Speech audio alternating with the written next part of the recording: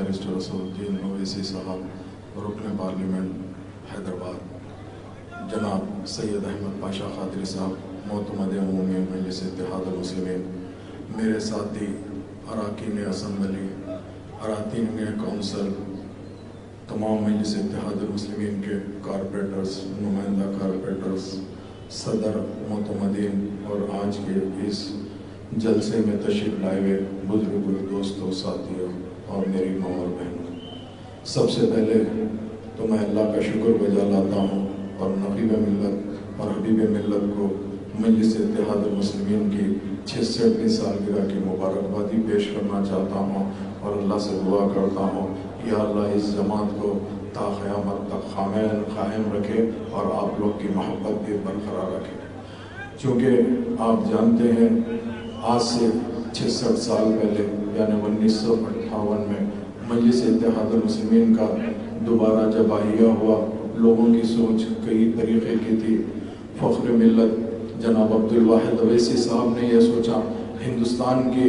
दस्तूर के अंदर, हिंदुस्तान के आइन के अंदर हर इंसान अपनी सियासी जमात बना सकता है, तो क्यों नहीं मुसलमान, दलित और अपनाए वतन भाइयों को मिलाकर अपनी एक सियासी जमात जो हिंदुस्तान के दस्तूर के हिसाब से कायम की जाए। उसी जमात का नाम कुल हिंद मजलिस इत्तेहादुल मुस्लिमीन है, जो आज से 66 साल पहले इस जमात का जो दोबारा अहिया हुआ।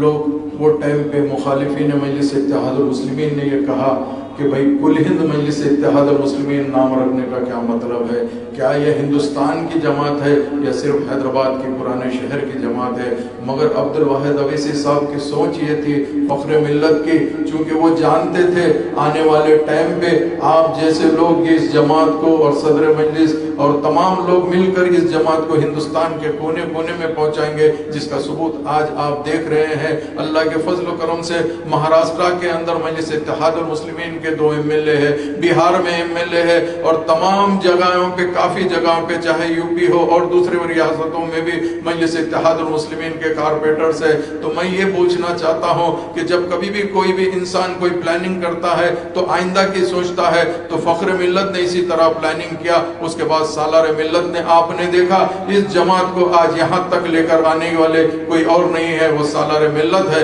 उसके बाद में अल्लाह का फजल करम है, सालार मिल्लत के दोनों सपूत नक़ीब मिल्लत और हबीब मिल्लत ने आज जो मुकाम बनाया है, आज जिस अंदाज से अल्लाह के फजल करम से नुमाइंदगी करते हैं कि लोग देखने वाले देखते हैं। मगर मैं ये कहना चाहता हूँ 66 साल से लेके आज तक मुखालिफिन ने हमेशा यही सोचा मजलिस इत्तेहादुल मुस्लिमीन को और आपके इत्तेहाद को किस तरीके से कमजोर किया जाए। मगर अल्लाह का करम है, अल्लाह जिसको चाहता है उसको इज्जत देता है। दुनिया वाले अगर फर्ज करिए कितनी भी कोशिश कर ले, कितनी भी प्लानिंग कर ले, कोई फर्क नहीं पड़ता। अल्लाह सबसे बड़ा प्लानर है, जिसका सबूत यह है कि आज आप और हम इस डाइस पर बैठ के अल्लाह के फजल करम से 66वीं सालगिरह मना रहे हैं। तो मैं इंशाअल्लाह अल्लाह से दुआ करना चाहता हूँ, वक्त नहीं है, मुझे ये मौका देने पर सदर साहब का शुक्रिया अदा करना चाहता हूँ और आपसे एक दरख्वास्त करना चाहता हूँ, खास तौर से जितने मेरे सदर मोतमदीन और तमाम लोग यहाँ पर शरीक हुए हैं और मेरी आवाज़ जहाँ जहाँ तक भी आ रही है,